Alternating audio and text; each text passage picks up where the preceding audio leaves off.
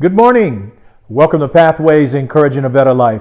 I'm Dennis Dunn, and I am glad that you're here in this festive Christmas season. It is Monday morning, and we're so glad that you have joined us and tune in to Pathways this Monday morning. I want to take a coffee break and say, I don't know what part of the world you are in or where you live, but here at Pathways, at this station, oh yeah, it is winter. I've got my coffee to keep me warm. There's snow on the mountains. There's been snow falling on the ground in the last few days, even though the sun is eating it up. But it is cold in Albuquerque.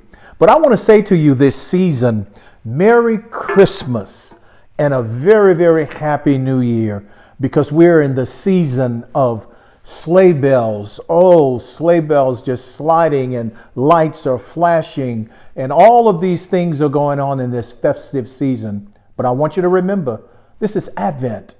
This is the season of promise. This is the season of hope, of aspiration, of anticipation for the church of the living God.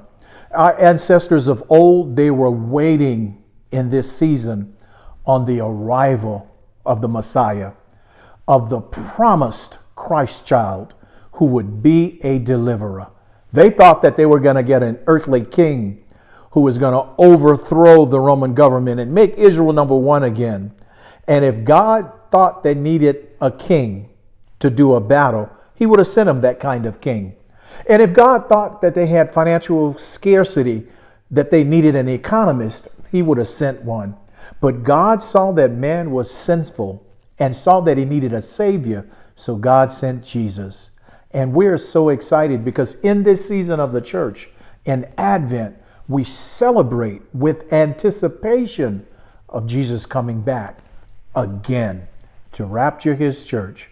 So I'm so glad that you're here this Monday morning. I've got a word for you this season and this first Monday of December that I am all excited about. Can you believe it? 2023 is winding down, and it's gone by so fast. So many things have happened. But I want you to join me this morning out of 1 Samuel, an Old Testament book, chapter 25. I want to read several verses, and I'm going to beginning from my Bible to read from verse 18 and probably through verse 28. 1 Samuel, chapter 25, verse 18. Boy, have I got a word that I believe that will encourage all of us if we would just remember to take the word at heart. Verse 18, Abigail hurried, taking 200 loaves of bread, 2 clay jars of wine, 5 butchered sheep, a bushel of roasted grain, 100 clusters of raisins, and 200 cakes of pressed figs, and loaded them on 2 donkeys. Then she said to her male servants, "Go ahead of me. I will be right behind you." But she did not tell her husband, Nabal. As she rode the donkey down the mountain pass, hidden from the view, she saw David and his men coming toward her and met them. David had just said, "I guarded everything that belonged to this man in the wilderness for nothing. He was not missing anything, yet he paid me back evil for good. May God punish me and do so severely if I let any of his males survive until morning." When Abigail saw David, she quickly got off the donkey, knelt down with her face to the ground, paid homage to David. She knelt at his feet and said, "The guilt is mine, my Lord. But please let your servant speak to you directly. Listen to the words of your servant. My Lord should pay no attention to this worthless fool Nabal, for he lives up to his name. His name means stupid and stupidity, and is all he knows. I, your servant, didn't see my Lord's young men whom you sent. Now, my Lord, as surely as the Lord lives and as yourself live, it is the Lord who kept you from participating in bloodshed and avenging yourself by your own hand. May your enemies and those who intend to harm my Lord be like Nabal. Let this gift your servant has brought to my Lord be given to the young men who follow my Lord. Please forgive your servant's offense." What a word and what a story. And this morning, I want you to remember this thought as you navigate your path today and this week. Keep your attitude in check. Yeah, this week, especially in the Advent season, when we're out shopping and things are busy and we brushing up against people and people have attitudes, they're in a hurry, everybody's honking their horns, everybody's impatient in the lines, they want to get through. Keep your attitude in check. This story this morning is an awesome story. It paints the picture of two people with two different attitudes. We're introduced to a man by the name of Nabal. He's a Cableite. He's from the descendants of Cable. And this man Nabal, he's very, very wealthy, very, very rich, married to a very young woman by the name of Abigail.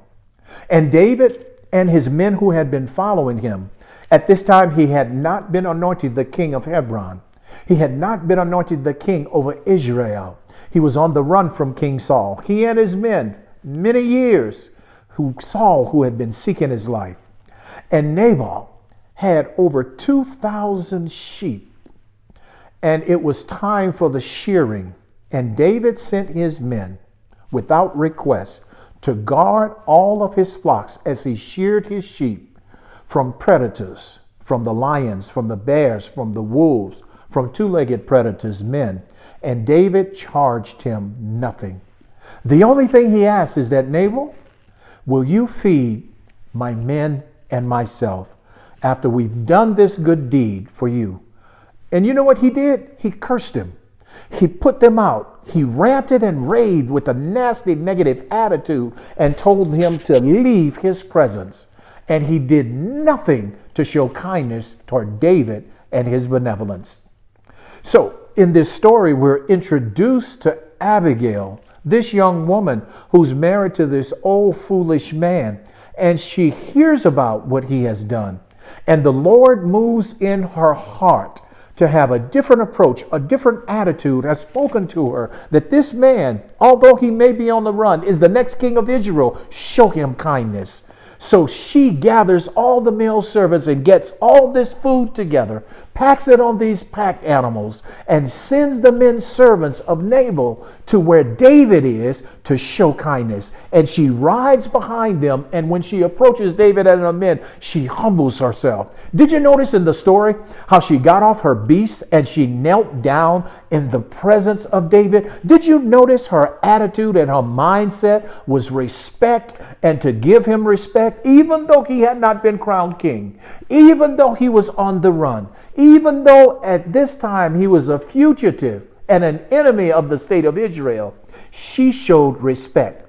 She showed kindness. She showed how the Lord spoke to her spirit to have a proper attitude toward this man who one day would be king. And that diffused the problem and then the frustration and the anger of David to want to make war against Nabal and his men. And David said to her, "You have shown me kindness today. I never will forget the kindness that you have shown to me." So when I think about attitudes, I want to share this with you, that you and I can walk our path this week and remember that attitude matters. One, attitude can diffuse a situation. It can diffuse a war. It can diffuse a fight. It can diffuse a relationship that is good that may go sour with the wrong negative attitude. Attitude can diffuse a really negative situation if we would allow the Spirit of God to lead us and help us check our attitude. You know what else attitude does for us? When I think about attitude, look at Abigail. She was able to calm David's spirit and his anger because her attitude was positive. She not only gained favor with God, she gained favor with David. Do you know what happened in her situation? When her husband died, and God showed his wrath to Nabal, because Nabal died of a heart attack not long after. And when David heard about the death of her husband, he came to her and he humbled himself before her. And he asked her for her hand in marriage, and Abigail became the wife of David, the next king of Israel. Attitude paves the way for a positive future for you and for me. I mean, we've got to look at it for what it is. We're Christians. We're followers of Christ. And God has ordained everything good in His season for you and for me. But I believe, had it not been for the positive attitude that Abigail had, maybe God would not have remembered her and sent David to ask her hand in marriage. Third thing about attitude, your attitude and my attitude will determine how we approach situations in life. Think about it. You're on the job, and there's a lot of buzz about negativity, about the way you handle the situation. Your approach to your colleagues, or your approach to your superior, or your approach to your manager makes a difference in how you are perceived and received with a proper attitude. When I think about attitude, attitude can help us progress, or attitude will make us sink. Attitude will have people to come and cling to you, or attitude people will brush away and refuse you. It's up to us what kind of attitude that we carry. Attitude, yours and mine, is often the game changer when we think about success or failure. I remember once when Michael Jordan was the number one basketball player in the world, and he was asked the question, Mike, how do you do it in tough situations? How do you come when there's 5 seconds on the clock, and how do you make a three-pointer? He said, really? I have skill, but he said, it all matched down to my attitude. I try to keep my attitude in check and realize that my team is dependent on me. And when I go out on the court and I go out on the floor, my attitude is that I've got to do the win for my team. An attitude makes a difference in our soaring or our failure. Attitude, yours and mine. At the onset of a task, at the onset of a project, or at the onset of a problem, it will determine its outcome. If we start out with a project, with a task, with a problem, and we already have in our mindset that we're going to fail, we will fail. If we have a problem, a task, a project that has been handed us, and at the onset we said, no matter what happens, I'm going to be determined to win this, and I'm going to be determined to get the victory in this, we will win. We will get the victory, because our attitude often determines the outcome of what we set out to do. And then lastly, our attitude on the inside of us always will be projected publicly about how we feel about situations or even others. In other words, let me say it this way. Our attitude will serve public notice on us, so that everyone around us will really know how we really feel. So this week, with all of the hustle and bustle, with all of the genre going on, with this Christmas season of buying, of gift giving, of long lines, of traffic, of touching up, brushing against people, of people with negative attitudes and people bent out of shape, keep the proper attitude, because your God and my God is watching. God bless you today, and God bless you this week with a sweet attitude of remembering this season. Father, in Jesus' name, bless my brothers and sisters to keep the proper attitude, and even myself to recognize you're in control. So Lord, we surrender ourselves to you, that you can make us, that you can mold us, that you can just have us to be all that you've called us to be as we serve you. In Jesus' name, I pray. Happy Monday!